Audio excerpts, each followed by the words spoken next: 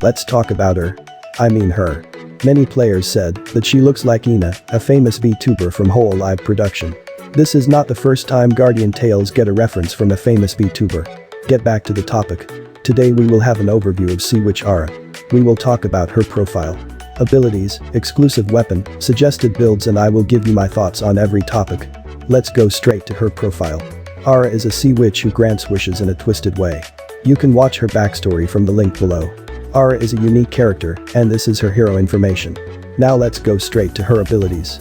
Aura has a party buff of defense plus 45%. She also has weapon skill regen speed plus 4%, a plus 10% shield increase on battle start, and skill damage plus 8%. She can be so tanky if you team her up with Priscilla to have a plus 50% shield increase on battle start.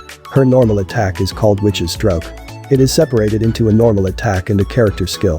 Brushstroke. Throws ink at the enemy to inflict damage. Her attack speed is very fast, and it can also pass through walls. You can easily kite enemies with her normal attacks. Summon Tentacle. Summons a mucus-throwing tentacle to inflict damage to enemies. The tentacles are removed at the end of battle. Unlike Noxia's summon, who can tank and taunt enemies, her tentacles cannot move around. Noxia's summon focuses on defense, but Aura's summon focuses on DPS. They attack very fast and can do a lot of DPS in long distance. You can reposition them by summoning them again. It can also mislead enemies' attacks and blocks their skills. Her chain skill is called Black Rain. It is down to injured. Spreads ink near the enemy to inflict 450% of DPS. It has very high damage, and it can be very deadly when your tentacles are active. Her special ability is called Hyper Regeneration. Recover 10% HP when summoning a tentacle. On Brushstroke's hit, increase the tentacle's attack by 25% for 3 seconds. This ability is very good for survival in Arena and Colosseum. Now let's see her exclusive weapon. Her exclusive weapon is called Bringer of Tranquility, and it's an epic basket. It has good toughness stats for a long-range weapon. What makes it very good is its weapon ability. Summon up to a maximum of 2 tentacles. On Brushstroke's hit, inflict additional 60% of DPS damage with 30% chance. I think all of her abilities and skill are made for PvP. Her weapon skill is called Ink Whirlpool. It is level 6.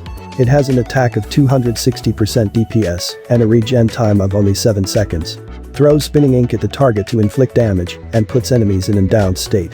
It is long range and covers a large area. You can easily proc chain skill with her weapon skill. Now let's go to our content checklist. Aura is very good at adventure because of her high toughness stats and summons for DPS. It will make you finish hard stages like Season 1 final boss. I think Aura is not as good as other range water units when it comes to guild raid because of her party buff, but her tentacles can help with additional DPS when you have no one else to use. I think she is good in Colosseum because of her synergy and summons. Her party buff adds more toughness to your team. Her tentacles can do a lot of long-range damage, and they can also block enemies from targeting the DPS backline. I saw this a few hours after the update. I think she is good in Arena because of her high toughness. Use her tentacles correctly, and she can be a very annoying, yet deadly enemy in the arena. Now let's go to item build. Let's start with adventure build. For weapon, use her exclusive weapon, Bringer of Tranquility.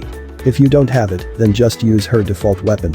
For accessories, if you are a new player, I recommend getting the amethyst earring from the Amazon equipment shop for only 24,900 gold. It will give you good stats for high DPS. You can upgrade to high toughness accessories for higher level enemies.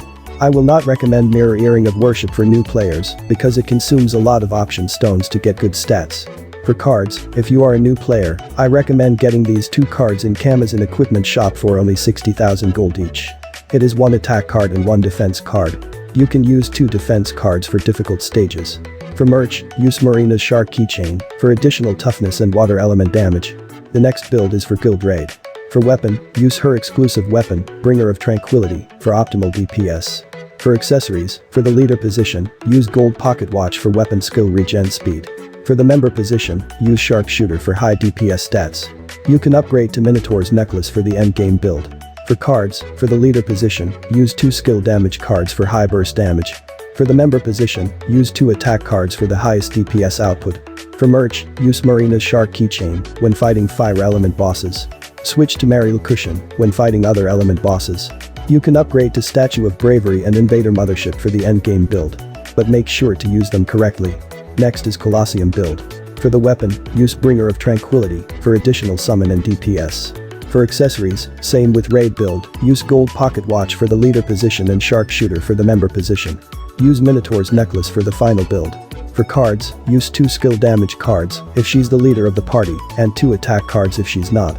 For merch, use Ogma plastic model for melting enemy tanks. You can also use the Statue of Bravery as an alternative. Last is the arena build. For weapon, use her exclusive weapon, Bringer of Tranquility, for its passive ability to make 2 summons. For accessories, use Ring of Fortress for high toughness.